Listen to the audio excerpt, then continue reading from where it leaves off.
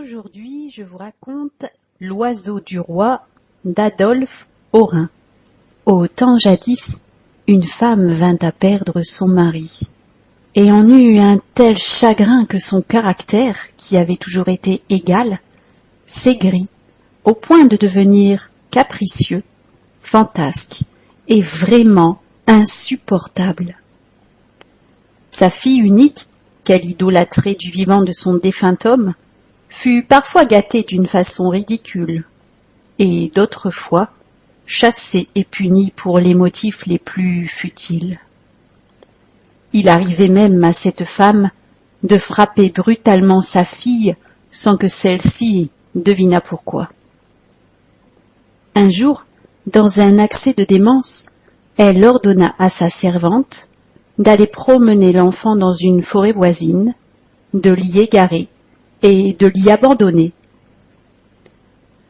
La domestique, qui était une affreuse mégère et qui ne demandait pas mieux que de diminuer sa besogne, s'empressa d'exécuter les ordres de sa maîtresse.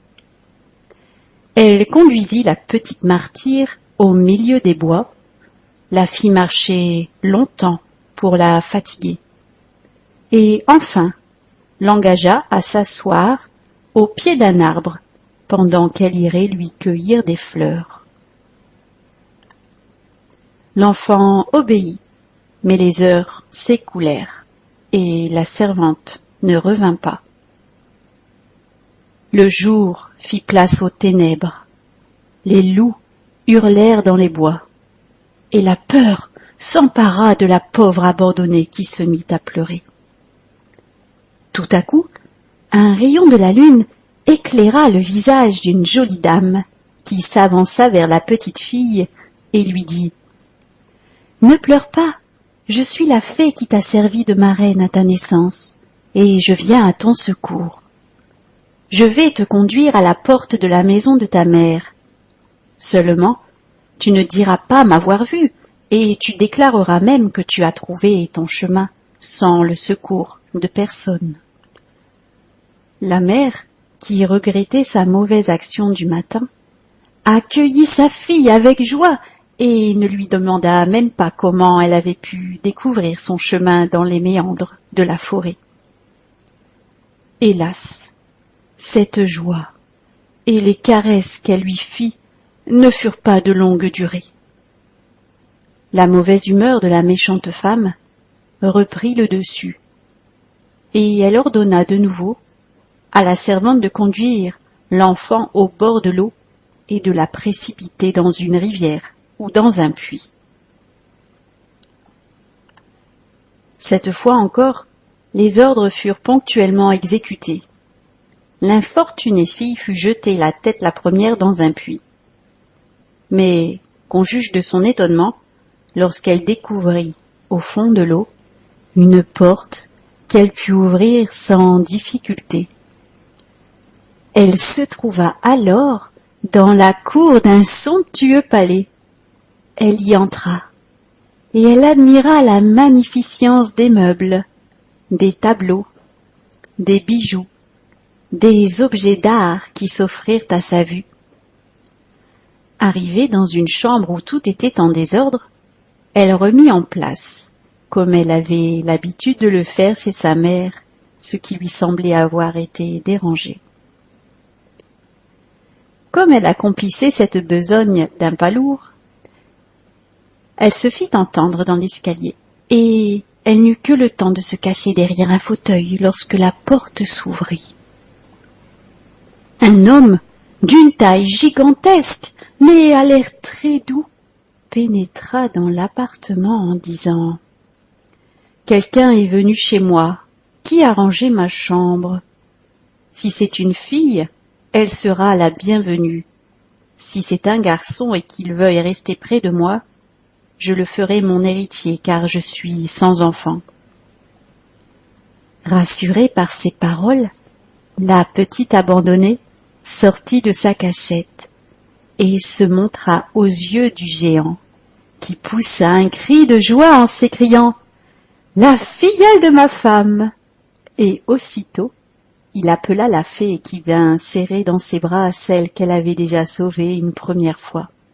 « Reste avec nous, et nous ferons en sorte de te rendre heureuse. » L'enfant accepta, mais au bout de quelque temps devint triste. Elle s'ennuya et demanda à revoir sa mère. Sa marraine, qui l'aimait beaucoup et qui ne voulait pas lui faire de peine, la reconduisit à la porte de la méchante femme. Celle-ci était sur le point de se remarier, et elle éprouva un vif mécontentement en revoyant son enfant, et craignit surtout qu'elle lui fît manquer son mariage. « Viens près de moi, lui dit-elle. Viens près de moi que je te peigne, car tu en as grand besoin. » Et elle déroula les magnifiques cheveux de sa fille. Puis, faisant signe à la bonne de lui donner une grande épingle qui se trouvait sur la cheminée, elle l'enfonça avec une cruauté sans pareille dans la tête de l'enfant qui fut aussitôt changé en un oiseau superbe, lequel s'envola par la fenêtre et se sauva dans les arbres du jardin du palais du roi.